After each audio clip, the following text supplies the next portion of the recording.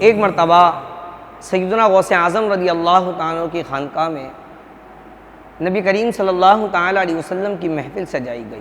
حضور غوث اعظم کی وصال کے بعد آپ کی خانقاہ میں جب یہ محفل سجانے کا اہتمام کیا گیا تو ایک منادی نے جا کے لوگوں کو ندا کی کہ آج غوث پاک کی خانقاہ میں نبی کریم صلی اللہ علیہ وسلم کی محفل سجائی جائے گی۔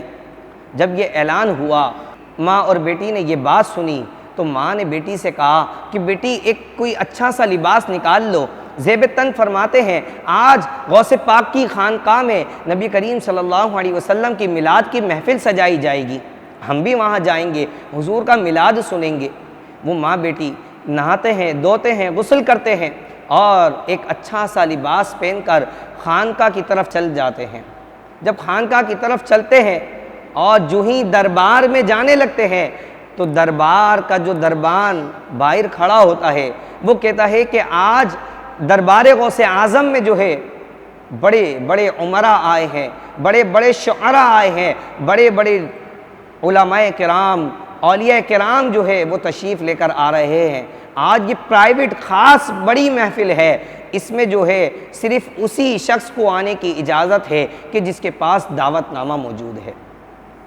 اگر تمہارے پاس دعوت نامہ موجود ہے تو تم بھی اس محفل میں آ جاؤ، اور اگر دعوت نامہ نہیں ہے تو پھر تمہیں اندر آنے کی اجازت نہیں ہے۔ وہ ماں بیٹی کہنے لگے ہم بھی حضور کا میلاد سننا چاہتے ہیں، ہم بھی حضور سے محبت کرتے ہیں۔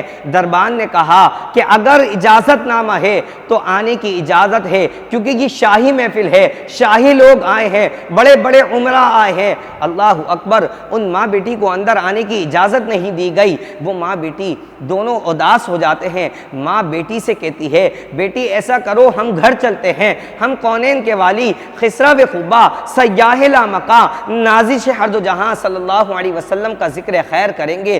وہ ماں بیٹی گھر آ جاتے ہیں، وہ ماں بیٹی نبی کریم صلی اللہ علیہ وسلم کا ذکر خیر کرنا شروع کر دیتے ہیں۔ ماں کبھی حضور کے واقعات اور معجزات کو ذکر کرتی، کبھی کہتی کہ حضور یوم معراج کی رات اللہ سے دیدار کے لیے گئے، کبھی حضور کے ترانے لاپتی، کبھی حضور کے واقعات کو بیان کرتی، کبھی حضور کی نعتیں پڑھتی، جو آتا حضور کی ثنا خوانی کرتی رہیں، یہاں تک کہ ساری رات کا وقت گزر گیا، صبح کا وقت آ گیا۔ ماں نے بیٹی سے کہا کہ بیٹی جاؤ ذرا جا کر پانی لے کر آؤ تاکہ میں تازہ وضو کر لوں۔ نماز کے لیے تازہ وضو کرنے کے لیے جو ہی بیٹی پانی لینے کے لیے گھر سے باہر جاتی ہے تو دیکھتی ہے ایک وائٹ داڑھی والے بزرگ جو ہے وائٹ کپڑوں میں جلوہ افروز ہیں۔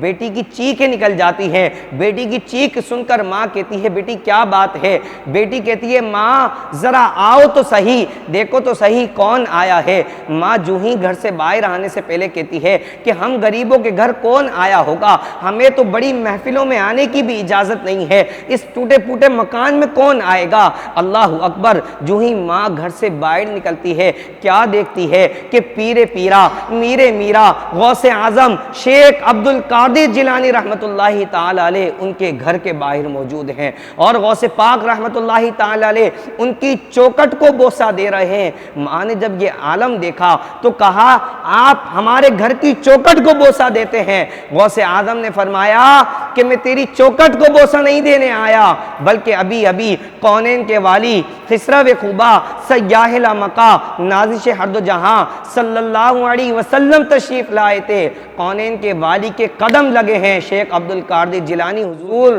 صلی اللہ علیہ وسلم کے قدموں کو بوسہ دینے کے لیے حاضر ہوا ہے۔ اللہ اکبر، یہ ہے حضور علیہ السلام کی محبت۔ شاعر نے کیا خوب کہا، فریاد امتی جو کرے حال زار میں، ممکن نہیں کہ خیر بشر کو خبر نہ ہو۔ کوئی تنہا بھی حضور کو یاد کرے تو حضور علیہ السلام ان کی فریاد کو سنتے ہیں۔